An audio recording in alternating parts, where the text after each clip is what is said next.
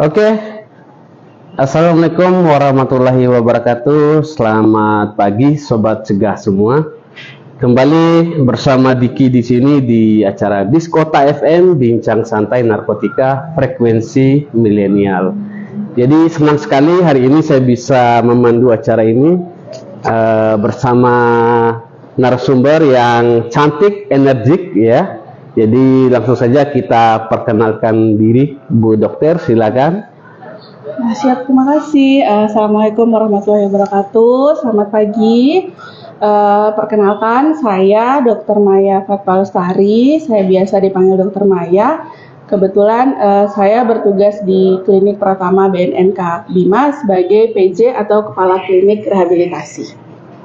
Oh, PJ ya, PJ. Pejabat ya, pejabat klinik rehabilitasi. Oh, ya soalnya kan sekarang lagi kerennya PJ ya, pejabat wali kota atau ya.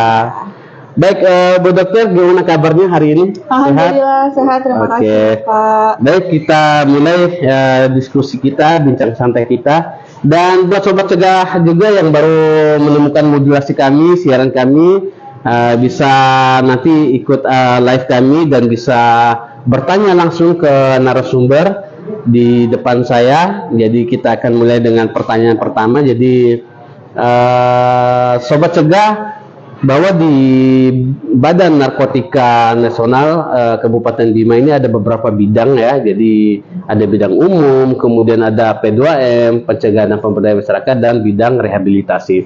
Kali ini kami bersama narasumber yang berada di bidang rehabilitasi. Nah, berbicara tentang rehabilitasi, sebenarnya banyak yang bertanya-tanya tuh, Bu Dok, rehab itu apa sih gitu? Ya, baik. Rehabilitasi itu sebenarnya sederhananya adalah proses mengembalikan seseorang atau dalam hal ini adalah penyalahguna narkoba kembali menjadi seorang yang produktif dan sehat, baik itu jasmani, rohani, psikologis maupun secara spiritual gitu ya. Jadi karena kita tahu sendiri namanya penyalahguna narkoba atau pecandu narkotika itu kan secara umum mau dari fisiknya, mau dari mentalnya maupun psikologis seperti itu kan pasti bermasalah. Maka proses rehabilitasi hadir di sana untuk mengembalikan hal-hal yang tadinya sudah tidak baik itu kembali menjadi optimal lagi gitu. Oke. Jadi sebenarnya, nah ini yang ingin ditanyakan adalah rehab ini sebenarnya apa untuk pengguna saja atau bandar atau kurir? Jadi kan orang misalnya kalau sudah terpapar narkoba, ayo rehab ke BNN. Nah, apa yang direhab itu hanya kurir, bandar atau pengguna, Bu Dok? Ini yang penting ya. Ya, baik. Kembali ke definisinya ya, karena secara definisi saja rehabilitasi adalah pengembalian fungsi penyalahguna. Jadi secara umum yang direhabilitasi adalah penyalahguna narkoba. Kalau seandainya dalam kasusnya, karena kan di masyarakat statusnya kan banyak ya, ada yang pengguna murni, ada yang ternyata juga sekaligus kurir, ada yang sekaligus bandar mungkin bahkan. Untuk yang seperti itu, maka sebagai dia adalah penyalahguna, dia tetap punya hak untuk direhabilitasi. Tuh, tentang dia adalah kurir atau pengedar atau bandar, itu nanti akan berhubungan dengan status hukum. Tetapi hak dia sebagai penyalahguna untuk mendapatkan layanan rehabilitasi tetap kita berikan, begitu. Oke, jadi BNK Bima memberikan hak kepada setiap orang penyalahguna untuk mendapatkan hak sebagai rehabilitasi. Oke. Nah, kemudian kira-kira di BNN tuh, Bu Dok, ada beberapa sih jenis rehabnya tuh kayak gimana gitu, Bu Dok? Ya, baik. Ini juga mungkin bisa sedikit memberikan pencerahan ya di masyarakat, karena kan banyak masyarakat yang merasa takut, mungkin tabu dibahas, ya, mungkin stigmanya juga buruk mungkin ya di masyarakat. Proses rehabilitasi itu seperti apa sih? Apakah semenakutkan seperti masuk sel misalnya? Apakah akan diproses hukum misalnya gitu ya? Jadi kesempatan pagi ini kita gunakan untuk menjelaskan sebetulnya rehabilitasi itu yang pertama adalah tidak sama dengan proses hukum. Artinya kalau seseorang datang ke klinik rehabilitasi dalam status volunteer, istilahnya kami, yaitu sukarela datang untuk dipulihkan, maka yang bersangkutan tidak akan diproses hukum. Jadi tidak sama dengan melaporkan kejahatan sebagai pengguna begitu ya. Kemudian yang kedua, sifatnya adalah rahasia. Jadi semua hal yang berkaitan dengan proses rehabilitasinya, baik itu ceritanya, anamnesa kalau istilah kami secara medis, itu tidak akan disebarkan keluar gitu. Itu hanya murni dipergunakan sebagai fungsi rehabilitasinya saja. Mungkin sederhananya masyarakat umum tahunya seperti rumah sakit gitu ya. Jadi rekam medik itu tidak akan bisa disebarluaskan di luar gitu ya. Kemudian yang ketiga, rehabilitasi itu bersifat 100% gratis. Ya, itu dulu nih, ada tiga hal dulu karena di masyarakat biar tidak terjadi miskomunikasi atau misinformasi. Kemudian terkait dengan tadi jenis-jenis rehabilitasi ya, kalau di BNN itu ada 2 jenis rehabilitasi. Jadi yang pertama adalah rehabilitasi rawat jalan, kemudian yang kedua adalah rehabilitasi rawat inap. Nah, untuk rawat jalan sendiri di BNK Kota dan Kabupaten umumnya yang dilakukan adalah rehabilitasi rawat jalan, termasuk di klinik BNNK Bima. Juga adalah klinik untuk rehabilitasi rawat jalan. Sedangkan untuk rehabilitasi rawat inap itu belum ada di Kota dan Kabupaten Bima. Adanya nanti bisa kita rujuk. Umumnya kami akan rujuk ke beberapa balai dan pusat rehabilitasi BNN. Salah satunya yang terbesar di Asia Tenggara adalah di Lido, di Bogor. Oke, Lido Bogor. Baik, itu ya Sobat Cegah, jadi sudah dijelaskan oleh Bu Dokter beberapa jenis rehab, kemudian ada 3 apa tadi Bu Dokter, yang rahasia, gratis, dan volunteer tadi ya. Ya. Baik, nah sekarang yang pertanyaan berikutnya nih, kira-kira bagaimana seandainya saya punya keluarga nih atau adik mau dia ini jelas pengguna narkoba misalnya, kira-kira untuk datang ke BNN dan direhab itu bagaimana sih alur untuk merehab pasien tersebut, Bu Dokter nih? Baik, sebetulnya untuk proses rehabilitasi sendiri itu sederhana ya teman-teman. Tidak ada hal-hal yang besar yang harus dipersiapkan. Yang pertama hanya perlu kemauan dari yang bersangkutan. Oke, kemauan. Betul, karena bagaimanapun juga modal utamanya seorang penyalahguna untuk pulih dari ketergantungan itu sudah pasti niatnya dia dulu. Itu kemudian datang ke BNK atau BNP boleh, tergantung wilayahnya masing-masing, dengan membawa identitas diri, bisa berupa KTP atau SIM atau KK, hanya itu saja. Jadi tidak ada syarat yang sulit untuk dipenuhi sebetulnya. Jadi kemauan yang bersangkutan, niat untuk pulih, dan identitas.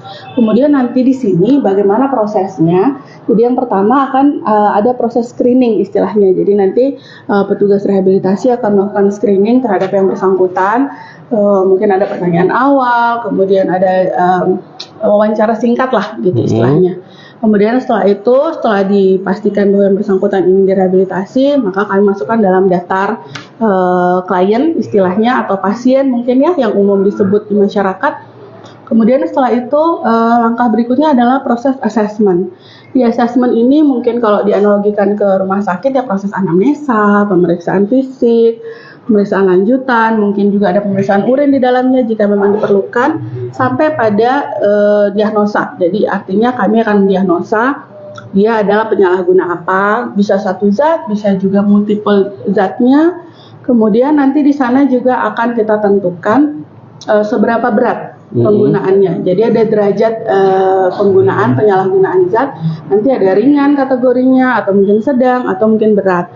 Nah dari sana baru nanti kita tentukan tadi yang pilihan rawat inapnya, pilihan rehabilitasinya. Apakah termasuk pada rehabilitasi rawat jalan, ataukah masuk pada rehabilitasi rawat inap. Tergantung pada keparahan penyalahgunaannya.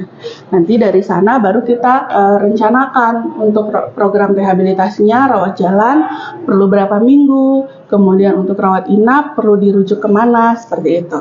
Hanya itu saja. Oke, hanya itu saja ya. Baik, itu ya Sobat Cegah. Jadi proses ketika ada keluarga atau tetangga atau mungkin bahkan pacarnya yang sudah terpapar narkoba, silakan dibawa rehab ke kantor BNN. Nanti ada Bu Dokter yang akan melakukan screening, kemudian asesmen, melakukan pemeriksaan fisik, tes urin, sehingga mendiagnosa dia ini pengguna zat apa. Nah, setelah itu baru ditentukan dia ini rawat, ya kategorinya beratkah, sedangkah, nanti akan ditindaklanjuti dengan rawat, ya pilihan rehabilitasi, entah itu rehab jalan atau inap, bahkan mungkin nanti diberikan rekomendasi untuk dirawat ke Lido Bogor ya. Nah, untuk biaya rehab nih Bu Dokter, jadi kan banyak orang berpikir untuk kalau rehab tuh harus mengeluarkan uang banyak, duit berjuta-juta. Nah, kira-kira gimana nih? Misalnya ketika si A ini atau keluarga saya lah, katakanlah tadi datang rehab, kemudian setelah dilakukan pemeriksaan, screening, asesmen dan lain-lain, dia ini ditetapkan bahwa dia pengguna berat dan dirujuk ke Lido Bogor. Nah, kira-kira untuk biaya ke sana itu ditanggung Bu Dokter atau saya nih, atau gimana ya? Baik, ya. Jadi di masyarakat kan kadang-kadang suka ada yang kalau kami turun sosialisasi gitu, kadang-kadang suka ada pertanyaan, tapi kan rehabilitasi mahal Dok gitu ya. Yeah. Padahal sebetulnya rehabilitasi itu mungkin di awal juga sempat saya singgung bahwa rehabilitasi itu baik itu rawat jalan maupun rawat inap semuanya 100% gratis ditanggung oleh negara. Gratis ya. Betul, termasuk untuk rawat inapnya. Jadi program rawat inap itu butuh beberapa bulan, ada yang 3 bulan, ada yang 6 bulan, tergantung lagi tingkat keparahannya.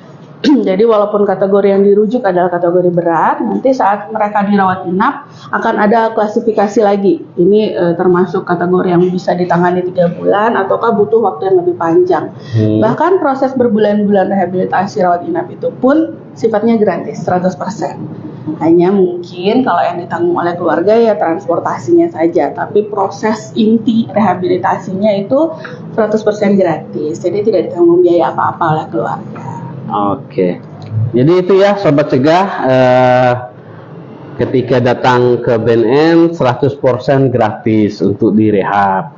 Tapi Bedok, kira-kira apa sih suka dukanya ketika datang pasien rehab tuh? Kira-kira apa suka dan dukanya Bedok? Ada yang misalnya ngeyel atau mungkin bahkan tingkat parahnya sudah lupa nama, atau kira-kira ada nggak?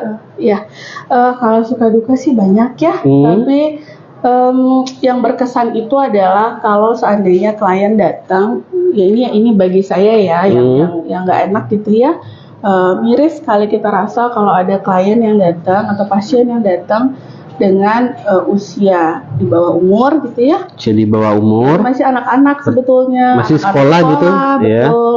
Ada yang SMP, jadi ada yang SMA gitu, ada yang sampai putus sekolah karena penggunaan narkoba. Jadi sangat disayangkan gitu. Saya paham bahwa usia-usia itu kan masih usia yang labil sekali ya. Jadi gampang terpengaruh lingkungan, sangat gampang dipengaruhi teman gitu ya. Jadi pola pikirnya belum terbentuk ke arah yang lebih dewasa gitu untuk memilah bahwa narkoba apalagi jangka panjang itu tidak baik. Jadi kalau ada datang klien anak-anak, apalagi mungkin perempuan gitu ya, kelompok-kelompok yang lebih rentan gitu ya, itu yang paling nggak enak sih ya gitu. Ada sisi dukanya itu di situ. Tapi kalau sukanya sih banyak juga sebetulnya. Jadi klien itu kan datangnya macam-macam ya. Ada yang memang sudah 100% siap untuk direhabilitasi, ada yang sedikit tekanan dari keluarga, ada yang mungkin juga kami menerima pasien kompulsori istilahnya. Jadi itu penyerahan dari kepolisian gitu.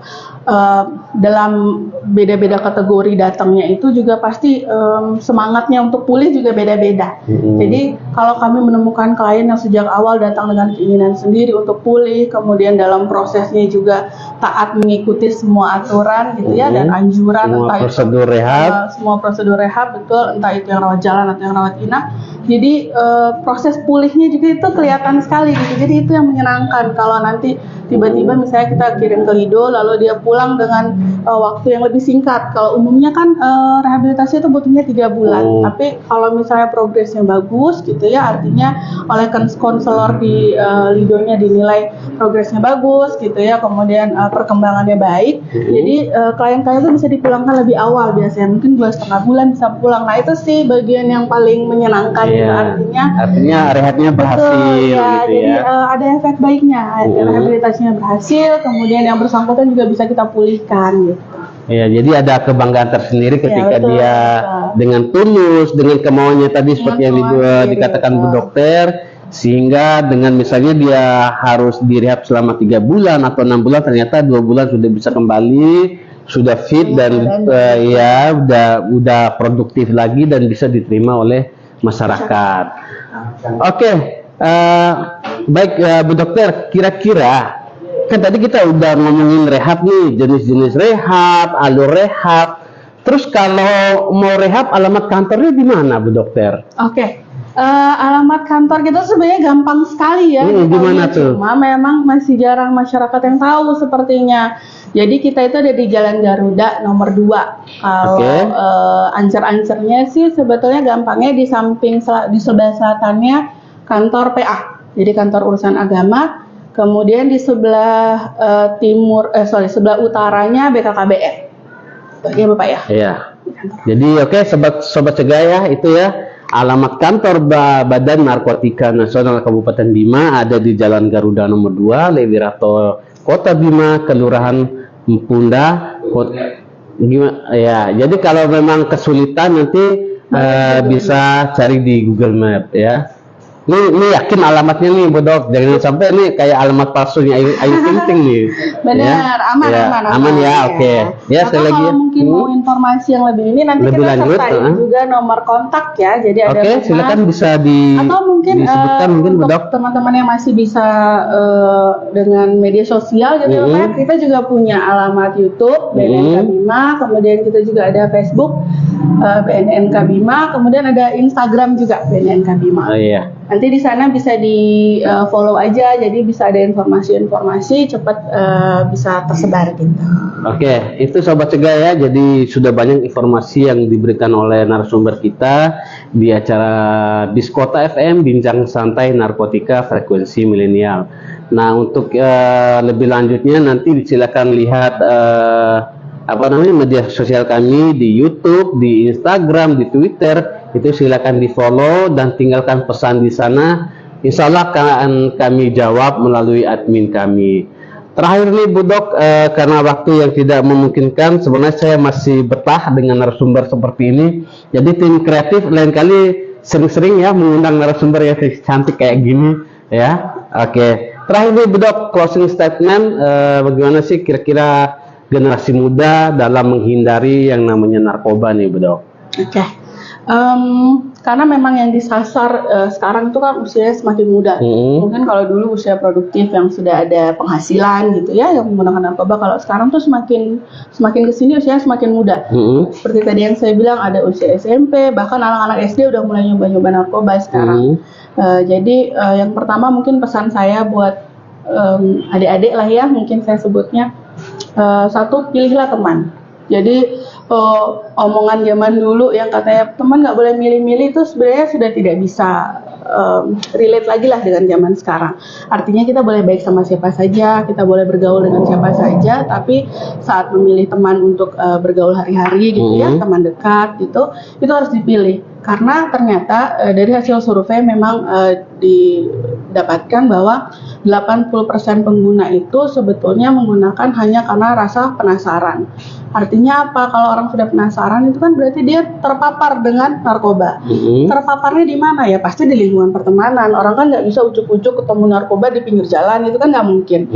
Rasa penasaran itu pasti muncul karena kita sering berinteraksi. Paling tidak kita ada di lingkungan sekitar narkoba. Artinya dia punya lingkungan pertemanan yang tidak baik. Ada teman-teman tertentunya, ada lingkungan pertemanan mungkin di kampung, mungkin di sekolah gitu, yang terpapar narkoba, sehingga membangkitkan rasa penasarannya untuk mau mencoba kayak apa sih rasanya. Nah, 80% pengguna yang karena penasaran itu sebagian besar ya akhirnya berlanjut menjadi ketergantungan seperti itu.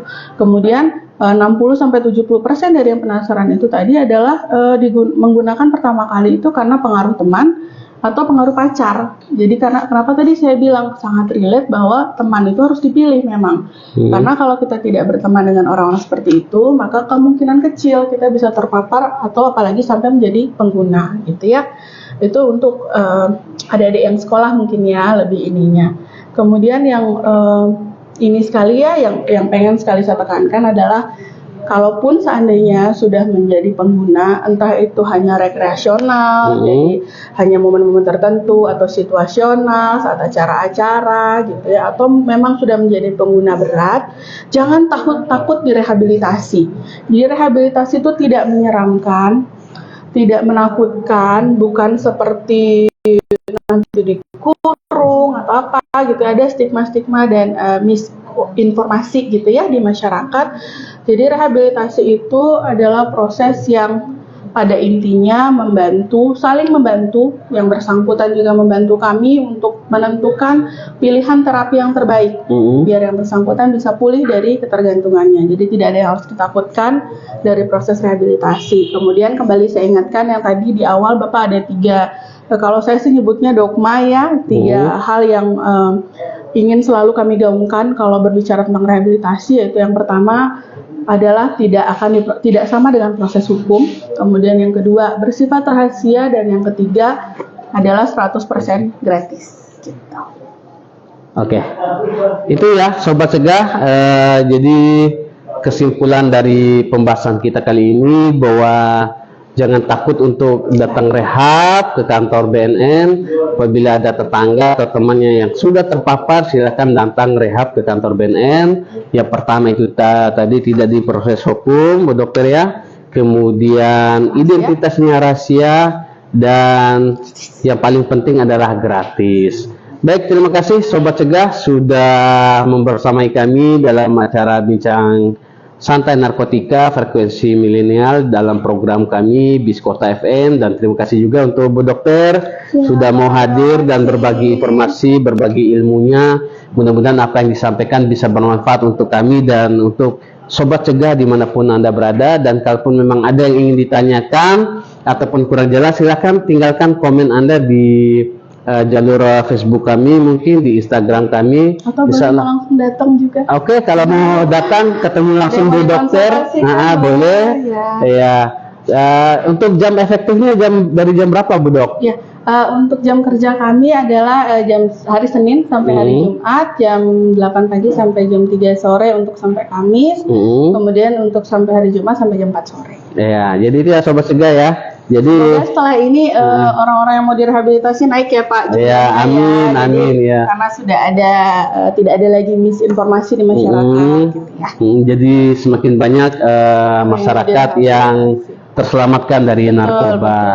Baik, terima kasih sekali lagi Bu Dokter. Sama-sama, terima kasih. Ya, mudah-mudahan bisa datang main-main lagi ke kantor kami besok di acara kami. Jadi mohon maaf tidak ada apa-apa yang bisa kami suguhkan ya. Jadi mungkin lain kali kita bisa suguhkan yang lebih baik lah untuk Bu Dokter. Oke, Sobat Cegah dimanapun Anda berada, terima kasih sekali lagi atas kebersamaannya di acara Biskota FM Bincang Santai Narkotika Frekuensi Milenial. Saya pamit undur dari hadapan Anda semua, Bu Dokter juga. Sekali lagi terima kasih dan kita jumpa di lain kesempatan. Wabillahi taufiq wal hidayah. Wassalamualaikum warahmatullahi wabarakatuh.